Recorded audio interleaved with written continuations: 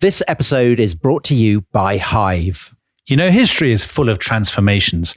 The Romans shifted from republic to empire. The Tudors transformed monasteries into country houses. And do you know what? Hive has had one of its own. Everybody knows Hive for smart thermostats, but now they've evolved into something much greater. Solar panels that help you to power your home with clean energy. Heat pumps that pull warmth from thin air. EV chargers that charge your car while you're asleep. All managed through a single app. This is all about giving people the power to transform their homes. From waste to efficiency. From dependence to control. From consumption to contribution. So history's next great transformation may not be happening in parliaments or palaces. It may be happening in your home. A quiet revolution, minus guillotines. Hive. Know your power. Visit hivehome.com to find out more. Subject to survey and suitability. Hive app compatible with selected heat pumps. AI is incredible. It can teach you how to fry an egg and even write a poem, pirate style. Yarr! But it knows nothing about your work. Slackbot is different. It doesn't just know the facts. It knows your schedule. It can turn a brainstorm into a brief. And it doesn't need to be taught. Because Slackbot isn't just another AI. It's AI that knows your work as well as you do. Visit slack.com/meet Slackbot to learn more. This episode is brought to you by Stouffer's. Here comes three-time juggling champion Natalia Rogers. She's juggling law school, her TA job. Oh, narrowly catches the laundry. What's that fourth ball? Parents unexpectedly showed up at dinner time? Is that too much for Natalia? Not with Stouffer's Chicken Alfredo and its mouth-watering mix of Asiago, Romano, and Parmesan. When you're juggling four things at once and the clock strikes dinner, think Stouffer's.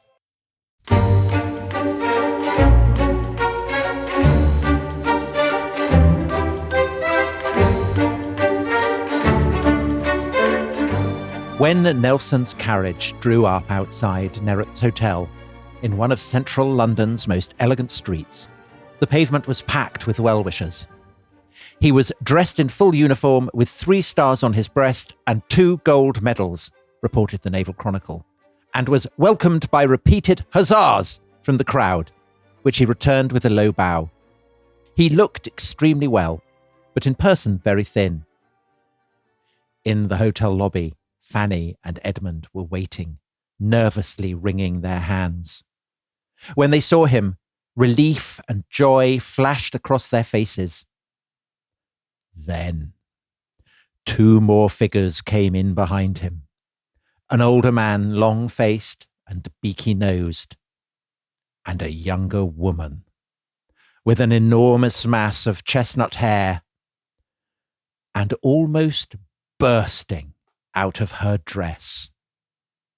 And although Fanny tried to smile, it was as if somebody had snuffed out all the lights. So that, of course, is from Adventures in Time, Nelson, Hero of the Seas, by our very own Dominic Sandbrook, out in paperback today. And it gives you a sense of the incredible stylistic range of this book. In the previous one, we had some vivid and highly original travel writing. Naples as a city of contrasts. And now, with this scene, we are launched into something redolent of kind of, some might say melodrama, others more kindly might say reminiscent of Jane Austen, perhaps. So the scene, it's on the 8th of November, 1800. Nelson has been away for more than 2 years from his wife, Fanny, and his father, the vicar, Edmund Nelson. And they realize, to their horror, that he has brought with him to their meeting his mistress, Emma Hamilton, who is pregnant by Nelson, so hence Dominic's very diplomatic description of her bursting out of her dress, and her husband, Sir William, her elderly husband, Sir William. And, you know, this is either the rankest melodrama or reminiscent of Mansfield Park. Take your pick, but it's high drama, isn't it, Dominic? It is indeed, Tom. We should be getting into more soap opera style shenanigans later in this episode.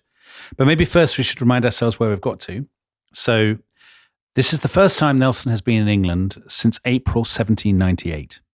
Listeners will recall that he chased Napoleon's fleet across the Mediterranean, destroyed them at the Battle of the Nile, then went north to Naples and was embroiled in the poisonous politics of the Kingdom of the Two Sicilies. And there he slightly let himself down, I think we agreed, by shooting shooting prisoners that he said he wouldn't shoot. And then he started, or about the same time, he started an affair with the wife of the British minister in Naples, Emma Hamilton, who we met earlier on. So shall we pick up the story in the late summer of 1799? Let's. So this republic that was set up in Naples, the Parthenopean Republic, has been crushed. King Ferdinand, an oath, Queen Maria Carolina, you ventriloquized her as Bill Sykes.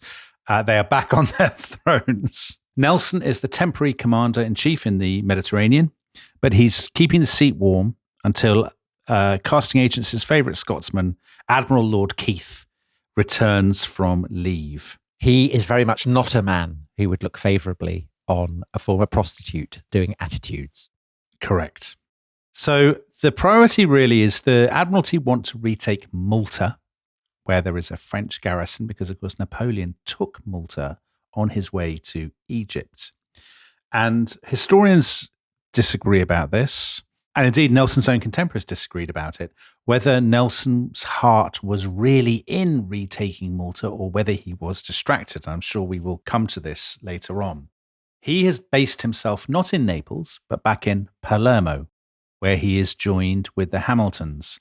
And again, there are criticisms at the time, aren't there, that he has perhaps lost sight of his duty and that he prefers to moon around with Emma in Palermo than going off and attacking Naples. But Tom, you think that's a little bit harsh? I do, because the pitch is that Nelson is Antony frolicking with Cleopatra in the flesh pots of Alexandria. That's the parallel that people endlessly draw. But the thing is, Palermo is not at all a mad base from which to prosecute what Nelson, as acting commander-in-chief in the Mediterranean, sees as his responsibilities, which are chiefly to keep an eye on the endangered Kingdom of Naples, and if possible, to roll the French backwards up through Italy. And secondly, to maintain and coordinate the blockade of Malta, because the fall of Malta will give Britain an absolute strategic naval prize. And the thing is that although Britain is funding some of the blockade, the other key person who is contributing towards this blockade is Ferdinand. And the reason he's doing that is because he basically thinks that he's going to end up with Malta. I mean, whether he does, we will see. But I think that there are lots of people who don't understand what Nelson is facing at this time, the threads that he's holding in his hand. And so they assume, well, the only reason he could possibly have for lying in Palermo is because he's... Canoodling is the word. Yes. But, I mean, both of those things can be true at once, can't they? Because it's possible that the word good grounds to be in Palermo, and yet at the same time, there's undoubtedly an awful lot of canoodling. Even Nelson's, probably one of his most admiring biographers, John Sugden, has this stuff he describes as a repugnant cell of self-congratulation, flattery and manipulation in the court in Palermo. And he talks about the intoxicating sultriness about the Palazzo Palagonia, fatally attractive like a delicious sin. Now, a lot of this, you could say, is artistic projection. And a lot of this is describing the court rather than Nelson himself. But there is a sense at the time among some of Nelson's comrades that he has succumbed to the allure. And this is the only time in his career when people make that claim, right? They never make it at any other point. That he's succumbed to the allure of the exoticism and the sensuality and all of this. I think that this is a tradition that goes back. Obviously, people are saying this at the time. It feeds into biographies of Nelson throughout the 19th and 20th century, who are generally written by kind of bluff naval types. And I just don't think that they approve of Italians, of showgirls. I think there's a kind of weird obsession with the idea that everything Nelson is doing is because he's been seduced by A, Emma Hamilton, and B, the flesh pots of Italy, Palermo, Naples, take your pick. And the two get elided. You know, I think undoubtedly he is having this affair, probably hasn't gone beyond the canoodling stage by this point. But I think equally it does, you know, he can have this affair, but it doesn't stop him from being as effective and efficient and dynamic as he has ever been. And yet there are complaints from very early on from people who have gone to visit him, people who might be expected to be sympathetic to him, who feel that something has gone wrong. I'll just give you a couple of examples. So one of them is Lord and Lady Elgin. Lord and Lady Elgin are going through Palermo on their way to Constantinople. Lady Elgin writes of Nelson and the Hamiltons and their relationship with the royal family. I never saw three people made such thorough dupes of as Lady Hamilton, Sir William and Lord Nelson. It's really humiliating to see Lord Nelson as if he had no other thought than her. This is actually Maria Carolina. Is it not a pity that a man who had gained so much credit should fling himself away in this shameful manner? Now, that's not an uncommon thing to say. So the other example I was going to give you was Nelson's old friend Thomas Troubridge, with whom he later falls out.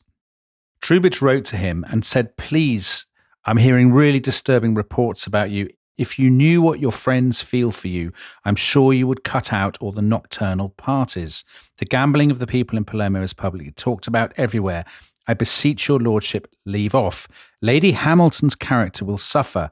Nothing can prevent people from talking. A gambling woman in the eye of an Englishman is lost." Now, putting that last bit on one side, this sort of sense that is clearly current, not just among later sort of Victorian biographers or whatever, but among some of Nelson's friends, that his focus isn't quite what it was, that he's keeping late hours, that, maybe you can say some of this is projection and some of this is Antony and Cleopatra, but surely not all of it, Tom. No, I mean, clearly it causes gossip. It causes scandal. The two most, the most famous man, the most famous woman in Britain having an affair. I mean, of course, it's absolute catnip for anyone who loves a scandal. And bear in mind that thing you read about, it's shameful what's going on here.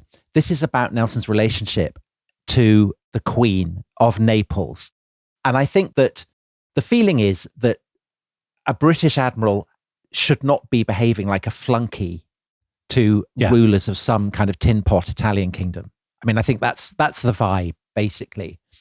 And you could argue that perhaps Nelson is clinging to them too closely. But bear in mind, those are the orders he's been given. He has been told, look after them carefully.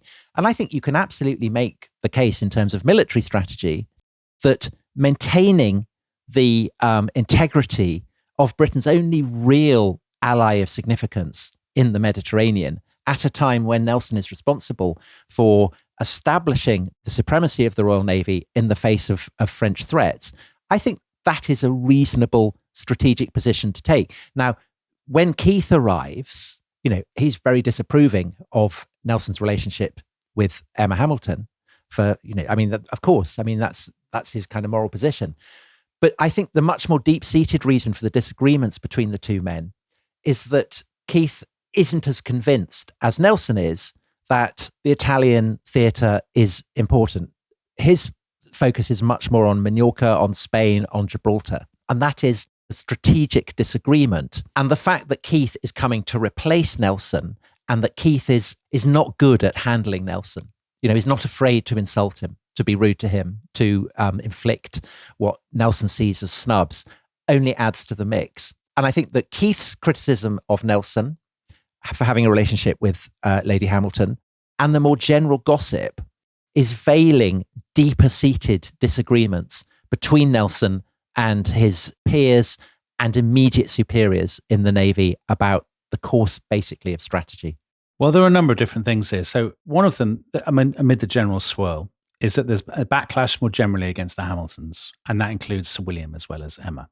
So Sir William Hamilton, there is definitely a sense after the failure of the Neapolitan expedition to Rome, and then the huge fiasco of the revolution and the recapture of Naples, there is definitely a sense, I think, that Sir William has become much too close to the royal family and that he's slightly lost the plot.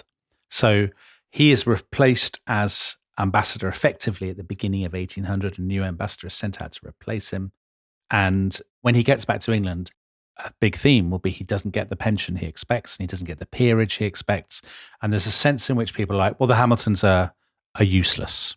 I hear what you're saying, but from Lord Keith's perspective, he would say, I have this subordinate who is behaving like a diva, who does not follow my orders, who is now thinks himself above the chain of command, the code of behavior that governs the Royal Navy, because yes, he's a great star and all the rest of it, but he is sometimes flagrantly disobeying my orders when I tell him, go here. Nelson has always done that. I mean, that's his modus operandi. That's fine, but that's very annoying if you're his commanding officer. Of course it is. But I think Keith's style of leadership is completely antithetical to the Nelson touch. He doesn't have room for it. And so they're constantly rubbing up against each other. Nelson is also, I mean, Nelson is not he's not brilliant at his own PR, is he? Because he's begging Keith the whole time to let him go home.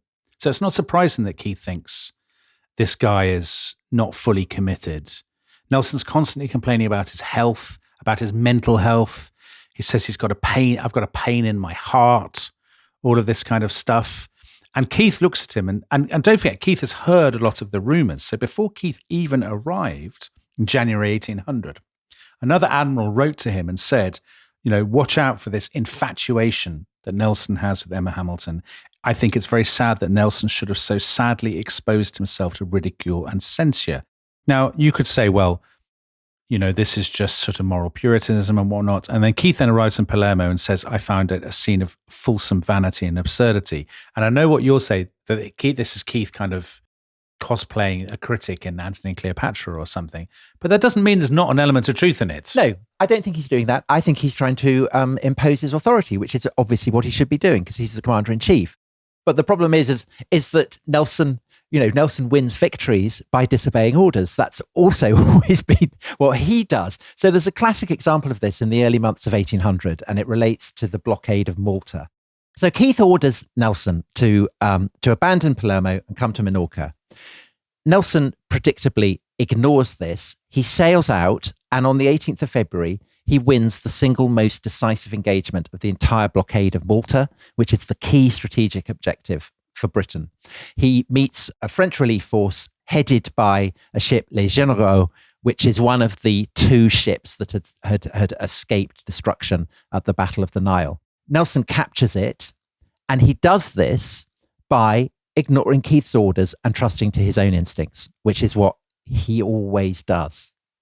And I think you can see there exactly the tensions that have shadowed Nelson's entire career.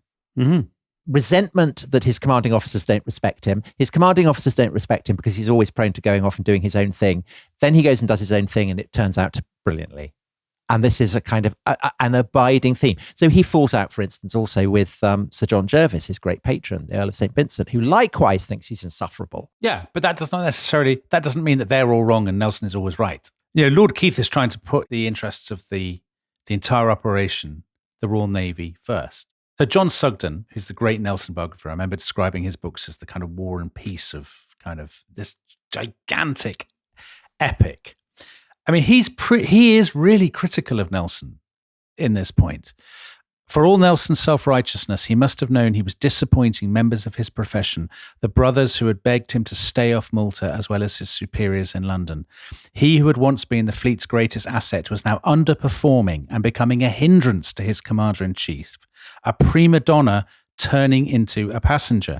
Nelson's heart was ruling his head, but for the first time in his life, he'd become an impediment rather than an asset to the service he'd loved. Now, Tom, I totally accept that you can take a contrary view of this. Well, you can quote Sugden to a contrary view because he also says no one fought harder for Malta than Nelson. And that's clearly the case throughout this spell. But often he's disobeyed orders in doing so. There is an example of this shortly after he has seen off the French relief force. And Keith explicitly orders him, don't go to Palermo. But Nelson does, pleading ill health. Now, I think that is probably genuine. Nelson does seem to have been incredibly ill at this point. To quote on this occasion, Andrew Lambert, another great biographer of Nelson, on the 18th of March, while on passage to Palermo, Nelson experienced chest pains that convinced him he was close to death. Now, it may be hypochondria. I mean, that's a massive hypochondriac. But he genuinely seems to have thought he was close to death. And I think he's exhausted, he's ill. People suggest he might have had a hernia, he might have had gout. I mean, I think he is genuinely ill. And thrown into the mix is the fact that Keith has not congratulated him on his victory in capturing Les Généraux. And more than that, he has given it as a prize to his own lieutenants so that they will claim the prize money. And you can see why this would generate bad blood between the two men. I mean, I think these are complicated waters, shall we say? And the upshot is Keith and Nelson. Keith has arrived at the beginning of 1800. They don't get on at all well. There's constant arguments. Nelson, a lot of officers say Nelson's dallying with Lady Hamilton, doesn't care. Other people say, no, that's fine, he's great, it's all going well. But Nelson, by about the middle of the year, is constantly saying, I've had enough, I want to go home, please let me go home. And eventually Keith says, yeah, fine. I'm sick of you. Good riddance to you. And actually, even how the question of getting home, there's a sort of an argument about that. So Keith says to Nelson, I'll give you a frigate. You can go home in a frigate. Now, Nelson says, oh, what, a frigate? I, as a great star, and the Hamiltons, these tremendous people, should be going home in splendor. Now, actually, as it turns out, Emma doesn't want to go by sea at all, does she? Partly because she knows that Maria Carolina, her great friend, is planning a trip to Vienna, great Habsburg capital, and she would really like to go on land with Maria Carolina. Now, as we will discover, Emma is also pregnant, so that is another issue. Anyway, Nelson says, fine, we'll go overland, we'll go via Austria, we'll go via Germany, and then, cross the North Sea to England. And I think do you not agree that this is seen as generally Undignified. Undignified? Yes, I do. It's not fitting for the guy who won the Battle of the Nile should come home, land at Portsmouth, all of that stuff. But actually, there is a sense, I think, what Emma and Maria Carolina get with this. And I think also there's a sense that he's been led into bad habits by foreigners bedecking him with baubles and comical medals and things. He looks like a character from Gilbert and Sullivan, I think, at this point. Yeah, and this is felt to be kind of undignified. And I think this undoubtedly poisons the otherwise kind of complete mood of approbation that would be greeting him. I think there is a kind of undertow of anxiety that he is making himself look ridiculous, that he's letting himself down. And it obscures the fact that actually his term as commander-in-chief has not remotely been a disaster. So he has kept Sicily, and in the fight, he's got Naples back, and he's prosecuted the blockade of Malta with extreme efficiency and with such effectiveness that actually shortly after he's departed, so on the 5th of September 1800, Malta will surrender, and rather than hand it over to King Ferdinand, the British keep it, much to everyone's surprise. And basically they will keep it for a century and more. It will play its part in the Second World War. But actually, the even bigger thing, surely, is that Nelson is returning to England as the victor of the Nile, the winner of the greatest naval victory in Britain's history, the victory that effectively punctured Napoleon's dreams of empire in Egypt. And the tragedy, I think, and this is even for his critics within the Navy, for Lord Keith and all these other people, that as they see it, the tragedy is that the victor of the Nile has tarnished his own record and is going back. Whether he's tarnished it, whether he really has tarnished it, Tom, sure, we can debate. But the sadness is that he's not going back as the victor of the Nile. He's going back as a scandal-plagued, controversy-haunted figure. From Nelson's point of view, there is a positive to travelling overland, which is that obviously he will have to go via Austria and other parts of Germany that are allied to Britain, all of whom are very excited by his achievement in defeating the French at the Battle of the Nile. And so yet again, it promises opportunities for being praised by foreigners, which I think by this point Nelson is very keen on. By the time they get to, we don't need to go through every single place they stopped at, but they go through Italy, Tuscany. They end up in Austria and Vienna. He goes to the theatre, he has his portrait painted. He meets Joseph Haydn, who names a mass after him. He's a big celebrity, and everyone's very excited, and they're wearing kind of Nelson fashions and stuff like that, aren't they? And Emma Hamilton fashions as well. So she too is a big star. Women in Vienna are copying her look as well. They are being treated as stars, and I think both of them absolutely adore it. I mean, I worked out how much this trip cost them. This trip cost them £3,000. And if you compare that in income terms, that's about £5 million today. That's a very expensive trip. And that's money that they don't really have. So there's that issue. Second issue, Emma heavily pregnant, as you mentioned, and people are already gossiping that Nelson may be the father. He is the father. Their child was conceived while they were cruising, I think, off Malta in the Mediterranean. And I think it's in Vienna. You get the sense it's in Vienna that he first notices Nelson is not a man who enjoys being laughed at. And it's clear that it's about now that people do start to laugh at him. There are reports of him at balls, at banquets and things. Emma's chattering away as she always does. And he's standing there sort of silent. And I think I have a sort of sense of him, glancing over his shoulder, noticing people laughing behind their hands. And he doesn't like it. Well, I think also particularly in Vienna, he's meeting with very high-born British aristocrats who, of course, are contemptuous of Emma, basically for being a barmaid. Nelson has his friend Lord Minto who's there, who says, unbelievably coarse, appalling, vulgar woman. Yes. And while Emma was in Italy, her Lancastrian accent had no cut through with the Italians. I mean, it meant nothing to them. But now he's being reintegrated into high society, English high society. All those reserves of snobbery are kind of waiting to come out again. Well, the issue of manners and showiness starts to become a real issue the further north they go. So, for example, when they get to Prague or to Dresden, there are British visitors, British aristocrats or diplomats, who then start writing back to London saying, God, they're absolutely ghastly. So here's an example. Lady Hamilton declared she was passionately fond of champagne, took such a portion of it as astonished me. Lord Nelson was not behindhand, calling more vociferously than usual for songs in his own praise. Now that to me does actually ring true, because Nelson does like a lot of praise. And Lady Hamilton, you feel, is not a woman who's going to stop drinking champagne just because she's pregnant, we'll say. Right, exactly. And I think, even now in England, there is a sense that you shouldn't be the first to call for a song in your own praise. Tom, if you did that at a Rest is History dinner, I would be... Dominic, I would never do that. The one thing actually this podcast is not known for is self-congratulation. People often criticize us for too much humility. I think on this one level, we have behaved better than Nelson. However, we must always bear in mind that he did defeat the French at the Battle of the Nile. And he did secure Malta for the Royal Navy. So you're desperate to hammer home this Malta point, aren't you? I can tell. Well, it's so important and it's overlooked. Anyway, they travel through Europe, they get to Germany and they catch a boat back to Yarmouth. It's a packet boat. It's not, a great ship of the Royal Navy. However, when Nelson lands, doesn't matter. He's greeted, the returning hero, right? Yes, there are huge crowds. It's brilliant. But at the back of his mind, surely, he's got his heavily pregnant mistress and her elderly husband. And that's a slightly odd ménage with which to return to. Just to explain for people who aren't familiar with the geography of East Anglia, Yarmouth is the nearest port to the vicarage where both Fanny and Nelson's father are waiting for him. Or are they, Dominic? Because there's kind of a mix-up, isn't there? There's a massive mix-up, because actually Fanny has also got him a country house called Roundwood, which is in Suffolk, which she's been preparing. They never live at it, as it turns out.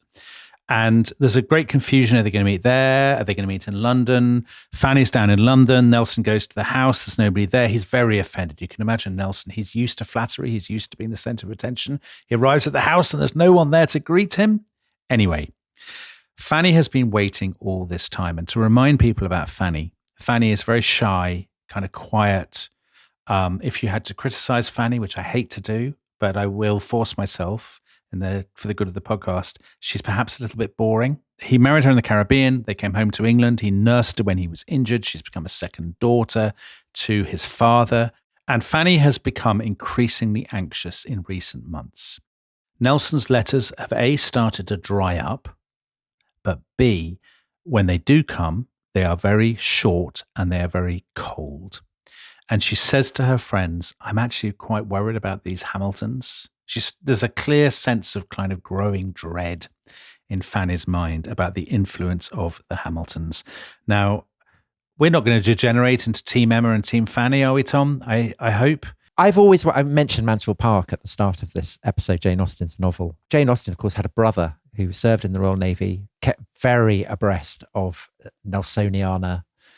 And I've always wondered whether Fanny Price in Mansfield Park, who is the slightly mousy, slightly, the poor relation, not showy at all. And she's counterpointed to a much more glamorous woman in the form of Mary Crawford.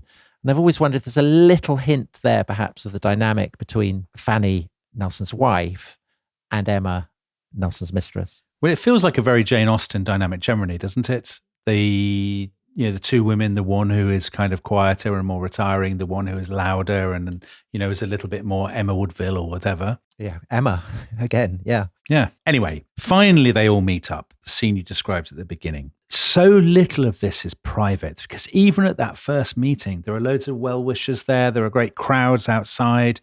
It's actually almost impossible for Fanny and Horatio to find a moment to talk together, just the two of them, because he's got his father there, because the Hamiltons are there. Nelson, when he arrives in London, he's so famous at this point. There's Nelson crockery, there are Nelson hats, there's Nelson earrings, there's Nelson prints. He can't walk down the street without people mobbing him. And of course he doesn't want to because he's wearing his full dress uniform. He's courting... Oh, I hate the way I keep being noticed. Exactly. Because he's a big star and because he's Britain's great military asset, he's politically important now in a way that he wasn't before. So he gets to meet the Prime Minister, William Pitt, and the guy who's going to become Prime Minister, Henry Addington. My sense of it at this point is Nelson's greeting the crowds and he's greeting politicians, but hanging over him the whole time is this hideous dilemma, this issue of the mistress and the wife, and the fact that they're all together. I mean, that's what's so strange about it, isn't it? Yeah, and the agony of it for Nelson, I mean, setting Fanny aside, is that he knows his responsibility and his duty. He should clearly, stay true to his wedding vows, but he feels such a passion for Emma. And so he's torn in two, and it's a nightmare situation for him. It is, however, even more, I think, of a nightmare situation for Fanny. Oh, I mean, the fact that it's public, I think that's the thing, that they're forced to go to all these dinner parties there's dinner parties where she's seen in tears. There's this awful story about going to see a musical at the Drury Lane Theatre, Tom, where we've performed. And she faints halfway through and had to be carried out. And people said afterwards, oh, the line at which she fainted was an exchange about an injured woman's fury. This sort of idea that, and the sense I think that Fanny clearly has a very retiring person, that everybody is staring at her and laughing at her.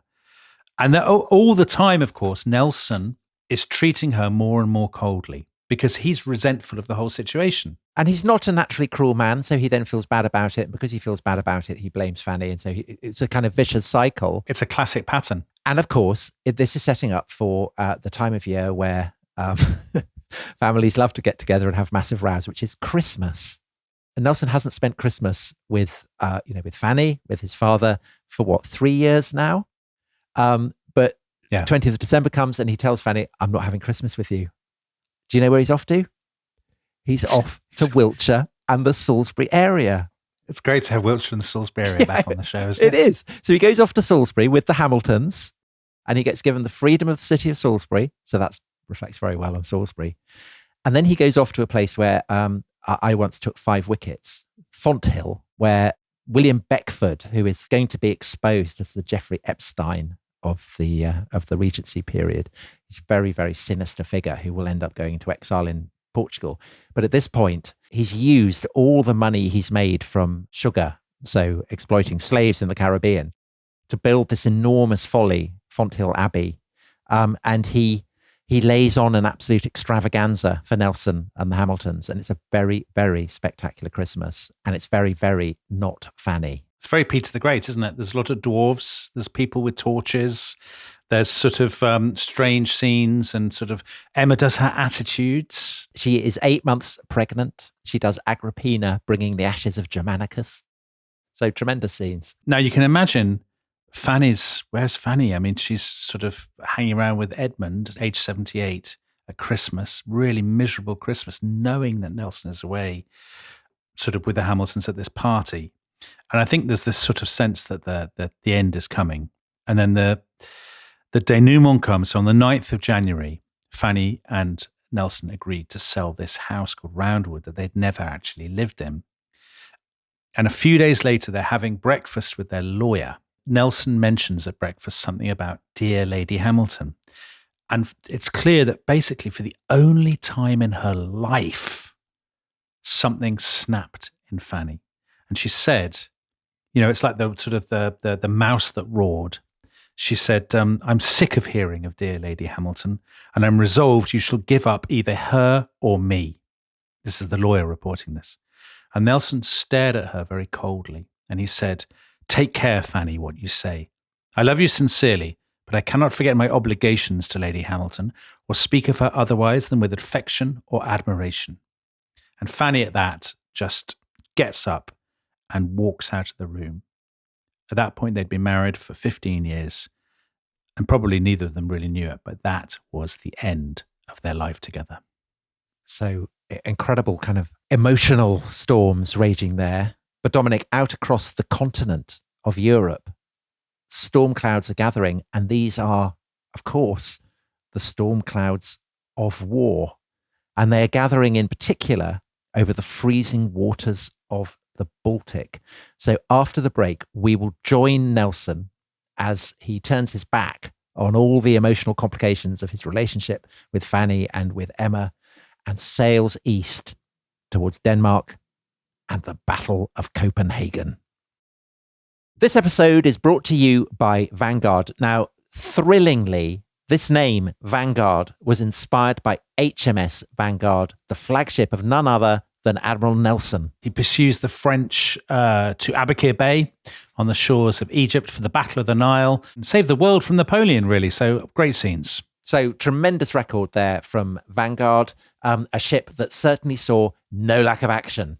Yes. Now, speaking of action, if you want to put your financial plans into action, but you've been putting off sorting out your ISA, or if you're new to investing and you don't know where to start, Vanguard offers a range of ISA options, including their managed ISA, which could be a great fit. So essentially, it's a stocks and shares ISA, but it is managed by the experts of Vanguard.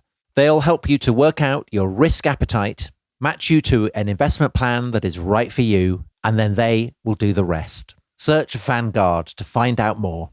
When investing, your capital is at risk. Tax rules apply. This episode is brought to you by Rocket Money. Tom, we often talk about how to organise our finances. I'm very conscious that I'm paying for a lot of mad subscriptions. And there's one thing that we've talked about often on this show. It's the thing that we probably hate more than any other, and it's a hidden fee. I would love to get my finances under control. There are all these things piling up on our bank statements, and I think I need to fix this problem. I need to sort this out and to stop this. I mean, my finances are so chaotic that I need this app. So I'll tell you what it is. It's called Rocket Money. It's a personal finance app that helps find and cancel your unwanted subscriptions. It monitors your spending and it helps to lower your bills so that you can grow your savings. With Rocket Money, you can track all of your subscriptions and you can easily cancel within the app with just a few taps, saving you time, avoiding charges. And you can also set budgets and goals and get personalized insights and regular reports to track how you're doing. They will even send you real-time alerts for large transactions, upcoming bills, refunds, and even low balances. So let Rocket Money help you reach your financial goals faster. Join at rocketmoney.com/ishistory. That's rocketmoney.com/ishistory. rocketmoney.com/ishistory.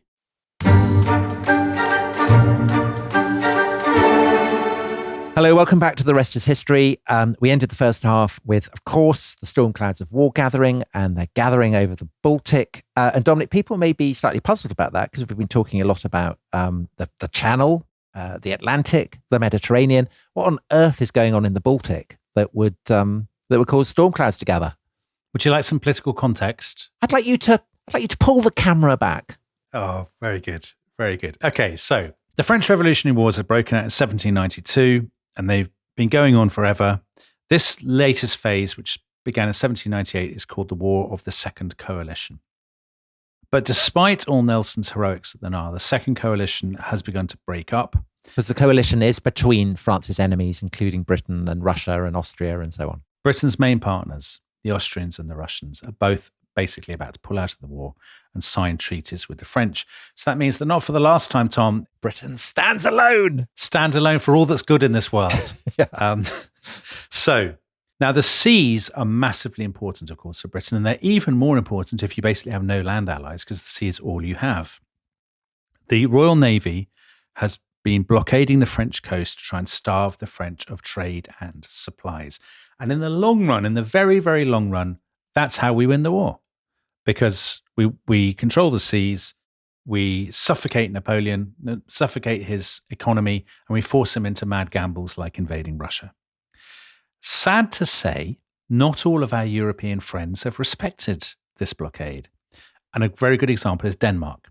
Denmark has been flirting with a policy of armed neutrality, meaning they send warships to help their merchant ships break the blockade. And then in late 1800, while Nelson is in the middle of the sort of Fanny Emma imbroglio, there is a shocking new development. So one of Britain's key second coalition allies was Tsar Paul I of Russia. He is a very strange and disagreeable man. We like a strange and disagreeable Tsar, don't we? Yeah, well, we specialize in them, as does Russia. And he has, I think, he's sort of got all the worst aspects of Peter the Great and none of the good ones. So he loves massive military parades. He loves flogging people. He's obsessed with, so Peter the Great, people may remember, was obsessed with beards and cutting people's, stopping them wearing caftans and they had to wear trousers. This guy, he doesn't approve of modern liberal clothing. He, in fact, bans round hats, trousers, and lace-up shoes. And he also believes that waistcoats contributed to the outbreak of the French Revolution, because he thinks all of these things are kind of liberal. It's liberal coded dress, and it speaks of Republican sympathies. And he just doesn't like republicanism. He doesn't like new ideas, all of this stuff. Right. So, which is why he would be fighting against France, because France is a hotbed of waistcoats and ludicrous hats. But there's another side to him. He's obsessed with becoming, this is your Malta thing again, Tom, he's like you. He's obsessed with becoming the Grand Master of the Knights of St. John. So when Britain did capture Malta in September 1800 and kept Malta for themselves, Tsar Paul I said, "What? What's this? You can't have Malta." And switches sides. So you see, I'm right. Malta is key. You see, I think it's sad that we had to fight the Danes and we had to teach the Danes a lesson. And this would not have happened if we hadn't taken Malta. Anyway, basically, Paul switches sides. He opens talks with Bonaparte. And Bonaparte, by this point, is first consul, isn't he? So he's overthrown the Directory. He's clearly basically the dictator now. So in December 1800, Paul signed a deal with the other Baltic powers. That's Denmark, Sweden, and Prussia. And they set up a league of armed neutrality. They will break the blockade of the Royal Navy and they will trade with the French. Now, clearly, this is a massive threat to Britain's war effort. First of all, it would mean that Russia controls the Baltic. But also, it would give the French enough timber, enough hemp, enough iron to restock their navy, build loads of new ships, win back control of the seas potentially. And of course, if they did that, it's curtains for Britain and game over in the war. So to quote Andrew Lambert, great historian, if Britain accepted, she would abandon her great power status and accept French hegemony over Europe. These issues were fundamental to Britain's very survival. So by December 1800, so the point at which Nelson is going off to William Beckford's slightly sordid party, George III is telling the House of Commons our honour and independence, our maritime interests, our security, all depend on not letting this happen. And this is upsetting for him, isn't it? Because he's got he's related to the Danish royal family. He loves the Danes. So Denmark, since 1784, has been run not by its king, because he's mad, but by his son, Crown Prince Frederick. And Crown Prince Frederick is George III's nephew.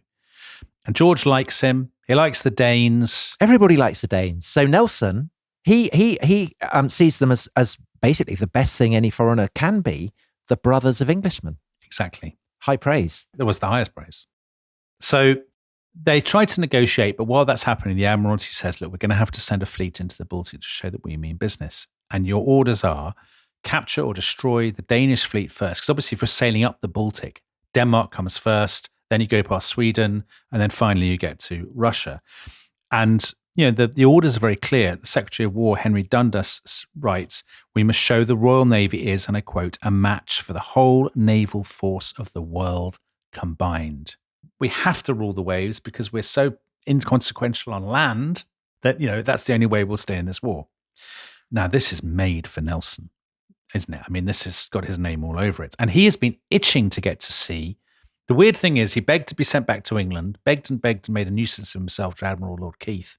Then he got back to England and said, "I can't wait to get back to sea again." Because, of course, he's adrift on land, isn't he? He's not at ease, and he's got this terrible love triangle. Well, I think also going and having a crack at the Danes, it's simpler than having to arse around with Malta and, Queens and all that. It's much more complicated. But I think the fact that Nelson is not appointed to the command, he's only given a role as deputy, does reflect the fact that back in London, his reputation has been tarnished.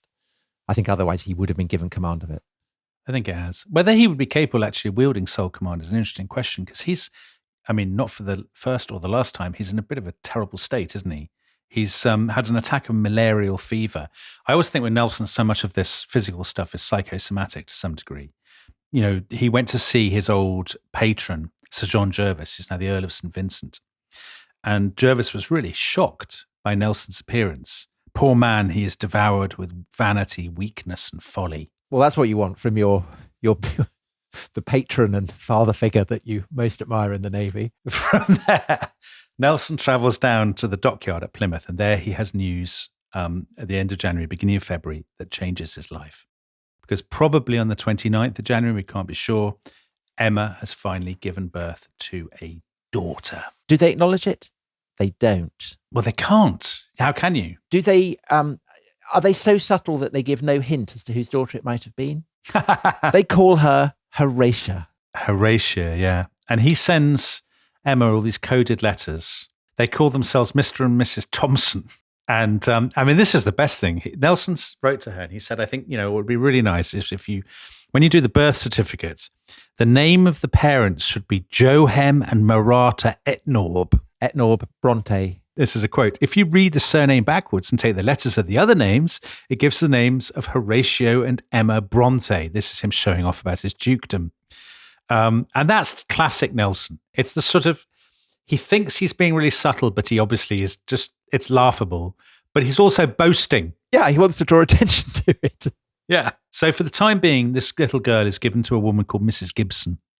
And Mrs. Gibson basically acts as her guardian, doesn't she? And obviously this massively intensifies the bond between Nelson and Emma, because Fanny hadn't been able to give him a child, and Nelson loves children.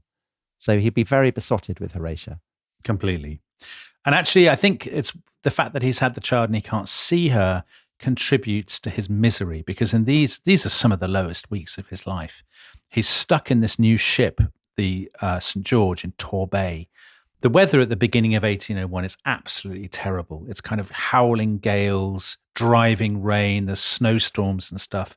He's in this cabin on his own. He's really low. The newspapers are full of kind of gossip about him. There are cartoons that basically show Emma drinking gin. Massively Pregnant. So there's a famous one of Emma as Dido, the Queen of Carthage, who gets abandoned by Aeneas, who sails off. And it's grotesquely unfair, and of course is very much drawing attention to the fact that she's pregnant, and so everybody knows what's going on. She's very large in these cartoons, and Sir William Hamilton often pops up in them, doesn't he? Looking very beaky and weedy in the background, wizened, yeah, and so very, very pervy. Now, the other thing about Nelson that is actually, I do find this both sad and comical, is he's absolutely tormented by jealousy.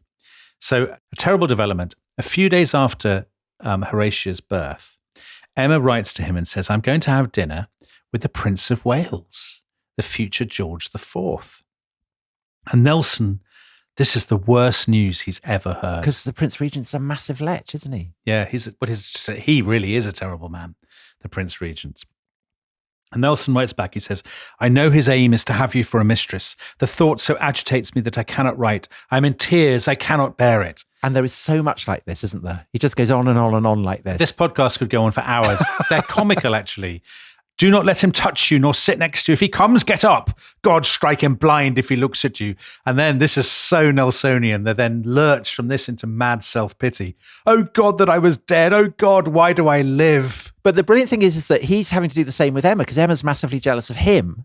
So I think he goes to Portsmouth and he's had to swear to Emma that he will spend no time with other women. And of course he finds that he does. And so he writes back and confesses. So he describes one woman as dressed old ewe lamb fashion, so mutton dressed as lamb.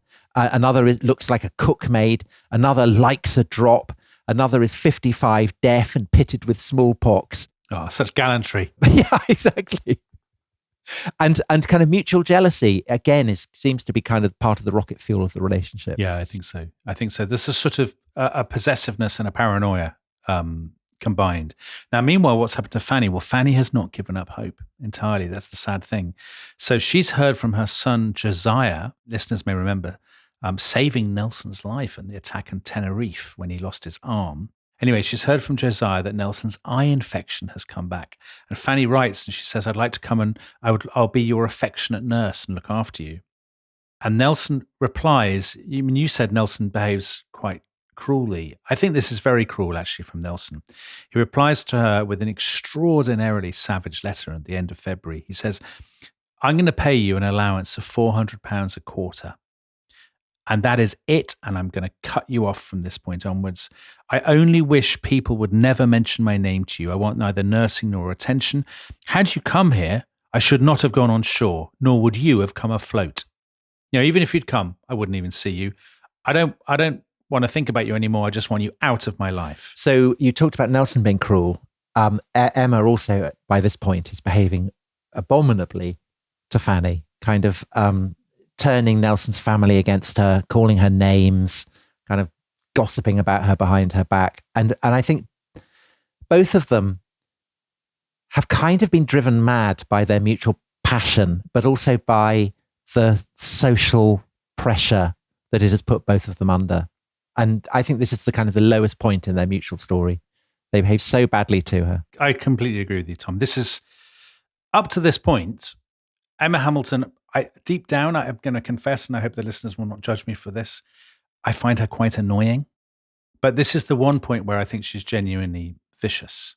Fanny is a beaten woman. Well, so Nelson has this awful phrase. It is very easy to find a stick if you are inclined to beat your dog. Yeah, I mean, that's hard to defend. That's very hard to defend, I think. Now, I think in Nelson's case, I'm not saying this makes him better than Emma, by the way, but I think in Nelson's case, this is clearly driven, do you not think, by guilt? He hates feeling bad about himself. He's been brought up by a vicar in a vicarage. He's been told how to behave, and he knows he's letting his father and his moral code down. There's a slight sense of viciousness and anger to the way he treats Fanny, because he feels that she has driven him to behave badly, and he doesn't like it. But what's interesting is he doesn't blame Emma for this. I mean, he could easily have done that, but actually it seems to have forced them into an even greater kind of codependency, although it does not in any way inhibit his capacity to feel jealous, as we all see. Yeah, exactly. And now I think one other aspect, actually, I mean, we could get bogged down in this. So one thing that is worth people remembering is Emma and Nelson can move on from this. They can still have the relationship. And the sad thing for Fanny is she can't ever move on, and she never, ever does, because an abandoned wife can't take on a new partner.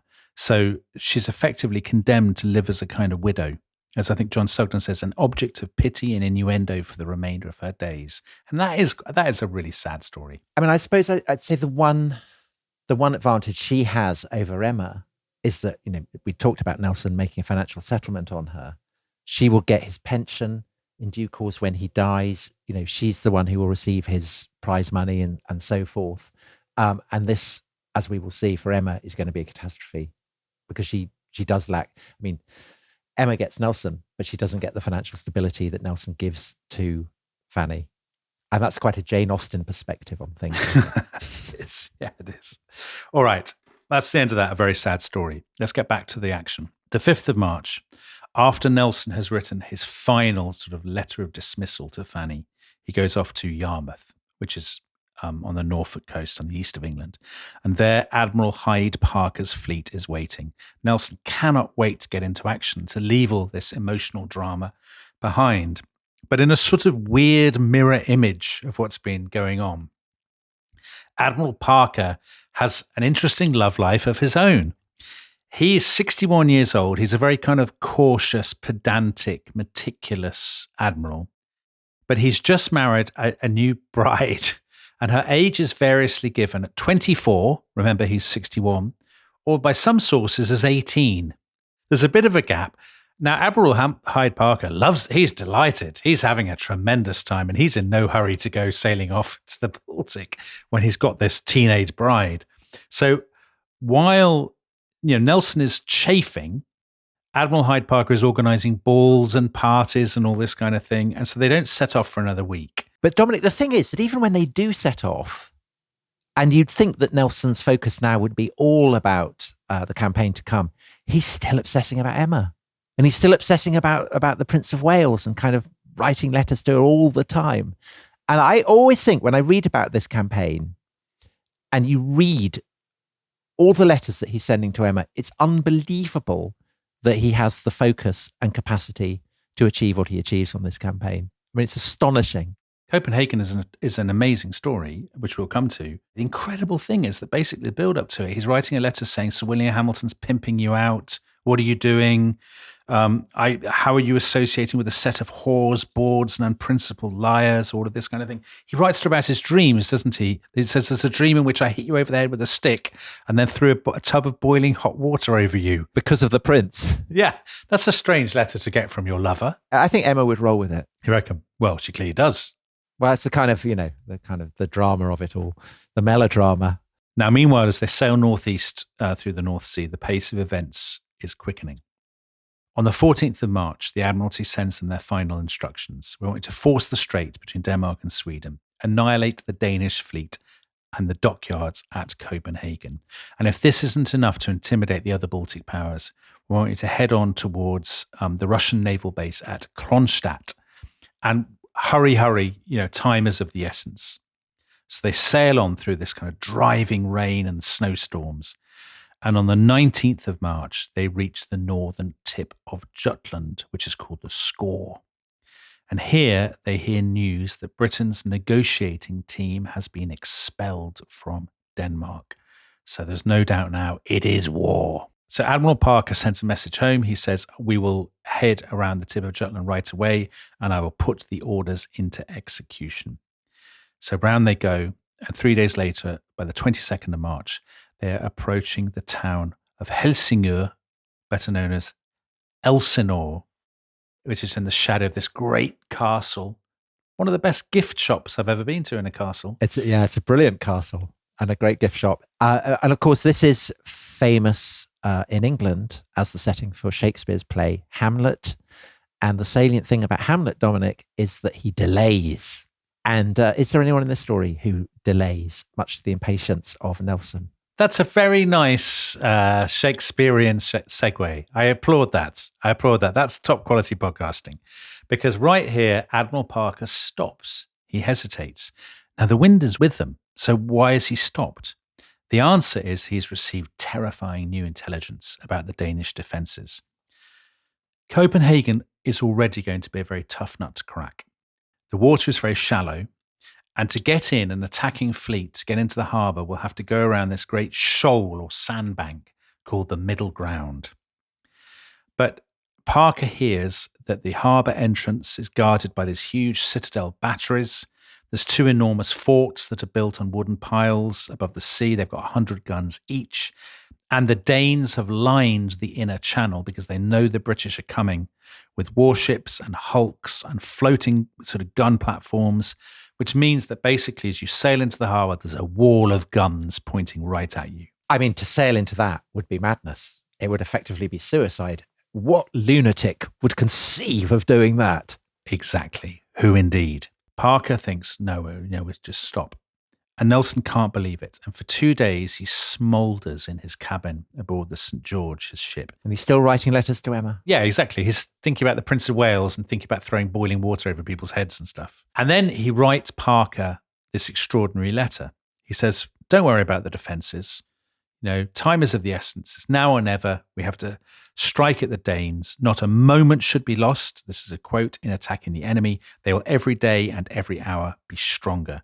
And then he says to Parker, the honour of England is in your hands. On your decision depends whether our country shall be degraded in the eyes of Europe or whether she shall rear her head higher than ever. Never did our country depend so much on the success of any fleet as on this. And he sends the letter across to Parker's flagship, and he waits and waits for the reply. And finally it comes. And Parker says, very well, we will attack. But you, Horatio Nelson, will lead that assault personally. Dominic, we're not going to stop now, are we? We are, Tom. That's the nature of podcasting. Unbelievable. Britain's survival is at stake. The Danish guns are bristling. Nelson's preparing to go into the strait. Oh, such excitement.